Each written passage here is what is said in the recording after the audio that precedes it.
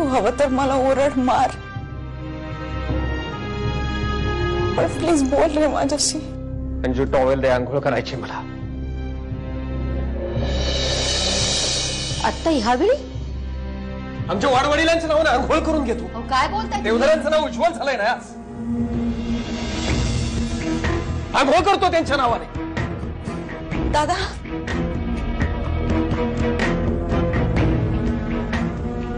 मला तर त्या प्रधानाचं थोबाडच फोडावंसं वाटतं. तू मागे जो त्यांच्या घरी जाऊन तमाशा केला होतास ना, तोच बरोबर होता. सायलेंची तीच लायकी आहे. कोर्टात खेचायला पाहिजे एकेकाला. ए बाबा, शक्य नाहीये ते. वकिलाची फी परवडणार आहे का कुणाला? नाही रे. आशू, दादा, वहिनी कुणालाही काही झेपणार नाहीये यातलं. शिवाय गाववर सगळी बातमी पोहोचेल ते पण वेगळंच. सगळं ते ठीक होते यार, बस. फार मोठी चूक झाली आपल्या हातून. अश्विनीला घराबाहेर काढण्याचं समर्थन होऊच शकत नाही. मला ना लाज वाटते स्वतःची. ही चूक सुधारायलाच पाहिजे. ही चूक मी सुधारणार आहे आत्ताच्या आत्ता. मी जाऊन अश्विनीला परत घेऊन येतोय. मिता, ओके ओके. अरे मग जा ना, आत्ता जाऊन तिला घरी परत आण. आणि त्यापुढे तू आणि ती दोघं मिळून इथे एकत्रपणे संसार करा.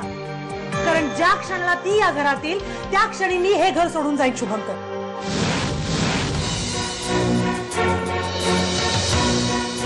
अशा अवघडलेल्या अवस्थेत तिने आपल्या तोंडाकडे नाही बघायचं तर कुणाच्या तोंडाकडे बघायचं? मी कोणाच्या तोंडाकडे बघू सांग? उद्या लोक हातभर जीवा बाहेर काढून मला विचारतील तेव्हा मी कोणाच्या तोंडाकडे बघायचं?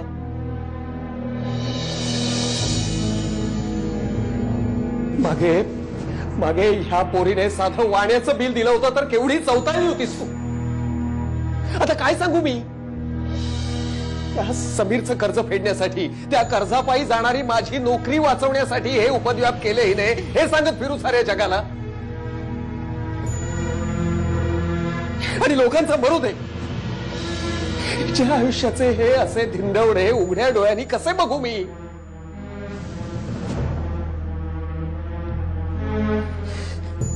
त्यापेक्षा वाटतं की तो अटॅक आला तेव्हाच डोळे मिटले असते तर खूप बरं झालं असतं. दादा, मला वाटतं तुम्ही दोघांनी एक एक पाऊल मागे यावं. आपापले इगोज बाजूला ठेवा आणि पुन्हा नव्याने आयुष्याला सुरुवात करा प्लीज.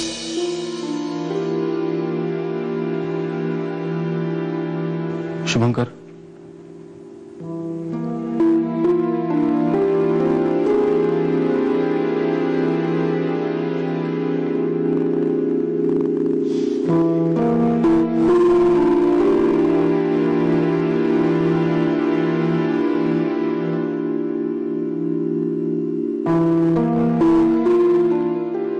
नमिता, आता निर्णय सर्वस्वी तुझ्या हातात आहे.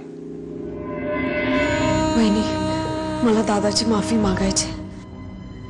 त्याला माझी बाजू पटवून द्यायची. तू माझ्याशी बोलतच नाहीये, सांग ना त्याला. अश्विनी, अगं त्यांना पण थोडा वेळ द्यायला हवा ना. त्यांनाही धक्का बसलाय. थोडं धीर धर, सगळं नीट होईल. अश्विनी, या बाळाचं काय करायचं आपण? वहिनी,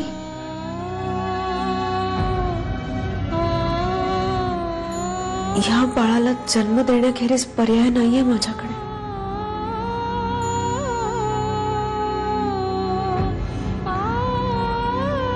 आपण डॉक्टर मीरांना भेटूया.